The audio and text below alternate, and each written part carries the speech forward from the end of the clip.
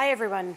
As Eric just mentioned, my name is Hannah, and I'm actually a colleague of Ignacio, the previous presenters at the Harvard Graduate School of Design. I started my Doctor of Design program there last September, so I'm just kind of getting into it, basically. So what I will be presenting is mostly what I'm planning to do over the next couple of years, rather than major findings or groundbreaking insights that I might have had.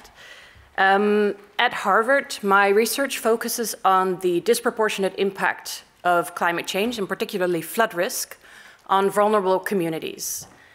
I originally set out to study Latin America and low-income communities in Latin America, but then this summer, Hurricane Harvey happened. And I became intrigued by the claim that was made in some newspapers that Hurricane Harvey was a supposedly equal opportunity disaster. This interested me because what you usually see is that when it comes to allocating climate change adaptation resources, actions are directed to those who are best able to mobilize resources rather than those most vulnerable. And this lack of access to planning and decision-making perpetuates the vulnerability that these people are already facing. I want to address this issue through a climate justice lens. And the problem that I just mentioned about this lack of access to decision-making refers to a very specific aspect of climate justice, which is procedural justice or due process justice. And this addresses the notion of equity in decision-making, equal access to decision-making processes. This is actually quite an under-researched area at the moment that builds on disciplines such as adaptation science, governance, decision-making, and of course, moral philosophy as well.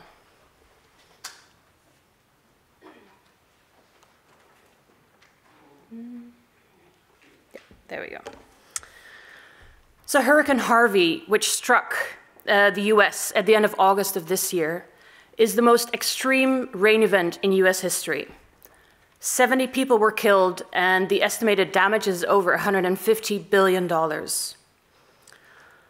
Although Harvey itself, of course, is not directly caused by climate change, human-induced global warming has made the rainfall levels that Hurricane Harvey brought with it a lot more likely. It's actually now a 1 in 16 chance event, whereas before it was only a 1 in 100 chance event. So Harvey's rainfall led through flooding throughout the city, and it has seemingly affected both low-income and wealthy neighborhoods alike, hence the term equal opportunity disaster. The larger map that you can see on the screen actually shows where flooding took place throughout the city. And the smaller maps show how these incidences of flooding coincide with aspects of social vulnerability, such as poverty, elderly people, or a high population of elderly people, and lack of English language skills, for instance. And as you can see, perhaps, in the maps, is that, yes, flooding did occur throughout the city in both wealthy and more vulnerable areas. But does this really mean that Hurricane Harvey is an equal opportunity disaster? What happens in the aftermath of the flooding? What happens in the rebuilding efforts? How are the vulnerable communities actually defined? These questions I want to answer, but in order to do that, I need to understand better what vulnerability actually means and what makes a community vulnerable. I work with the assumption that a better understanding of vulnerability leads to insights for procedural justice, which is then a prerequisite for achieving distributive justice, which is all about achieving equity in the outcome of an adaptation process.